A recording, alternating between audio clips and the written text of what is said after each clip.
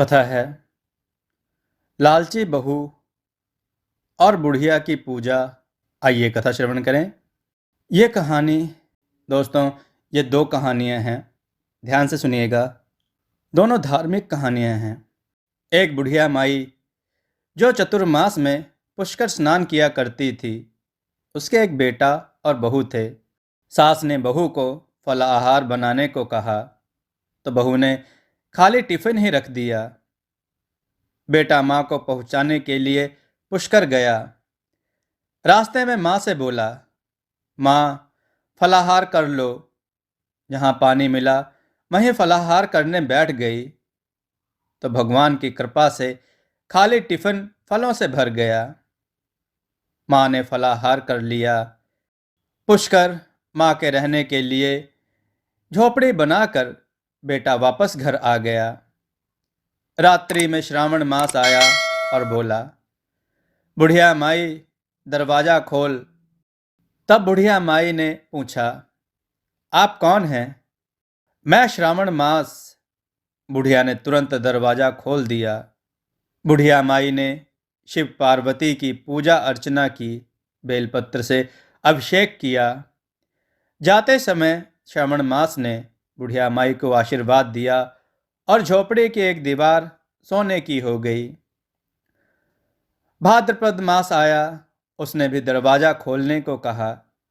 बुढ़िया माई ने दरवाजा खोला, सत्तू बनाकर कजरी तीज मनाई। भाद्रपद मास ने बुढ़िया माई को आशीर्वाद दिया और झोपड़ी की दूसरी दीवार भी सोने की हो गई। फिर अश्विन मास आया और उसने भी दरवाजा खोलने को कहा। बुढ़िया माई ने दरवाजा खोला, पितरों का तर्पण ब्राह्मण भोज कराकर श्राद्ध किया। नवरात्रि में माँ दुर्गा को अखंड ज्योति जलाकर प्रसन्न किया। सत्य की विजय दिवस के रूप में बुराई का अंत की खुशी में दशहरा मनाया। अश्विन मास ने जाते समय प्रसन्न होकर तीसरी दीवार भी बहुमूल्य रत्नों से जड़कर दी और बुढ़िया माई को सदैव प्रसन्न रहने का आशीर्वाद दिया। इन सब के बाद कार्तिक मास आया, उसने भी दरवाजा खोलने को कहा। बुढ़िया माई ने दरवाजा खोला, अति प्रसन्न मन से कार्तिक स्नान किया, दीपदान कर दीपावली, गोवर्धन पूजा, भाई दूज, गोपाष्टमी, आंवला नवमी मनाई। कार्तिक मास ने जाते समय आशीर्वाद दिया और झोपड़ी के स्थान पर महल बन गया। बुढ़िया माई गरीबों की सेवा कर भजन कीर्तन में अपना समय व्यतीत करने लगी। बेटा अपनी माँ को लेने आया तो माँ और झोपड़ी को पहचान न सका, तो पड़ोसियों से पूछा। उन्होंने बताया तो बेटा माँ के चरणों में गिरकर बोला, माँ घर चलो। सारे सामान के साथ घर ले आया वह। सासू माँ के ठाठ देखकर बहू के मन में लालच आ गया और उसने अपनी माँ को भी पुष्कर छोड़कर आने को कहा।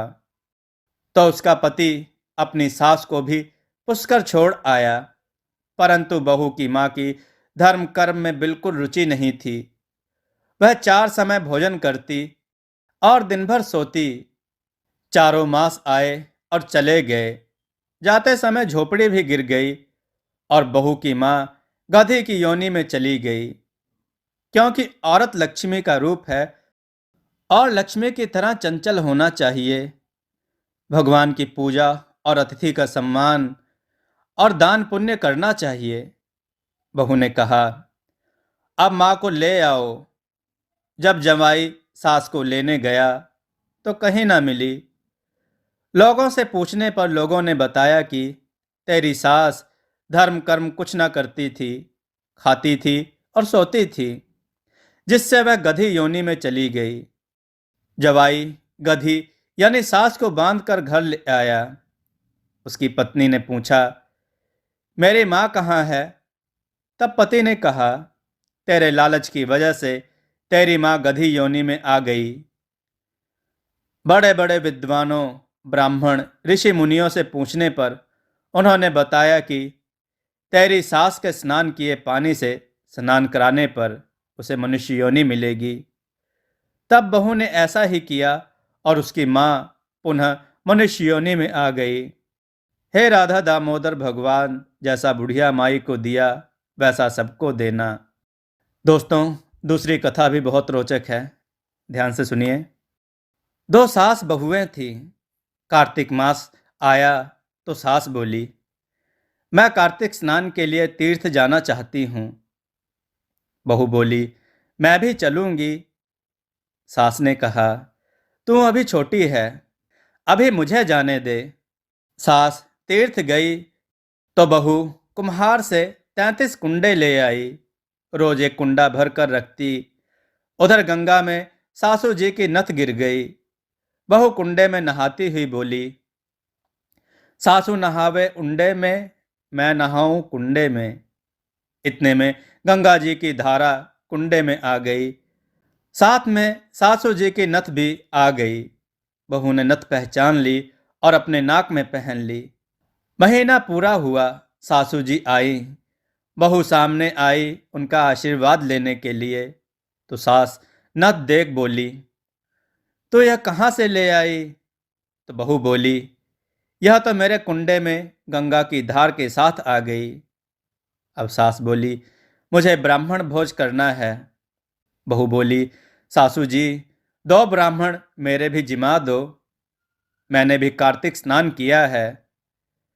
तूने कहाँ कार्तिक स्नान किया है? तो बहू बोली, ऊपर चलो, मैं आपको बताती हूँ।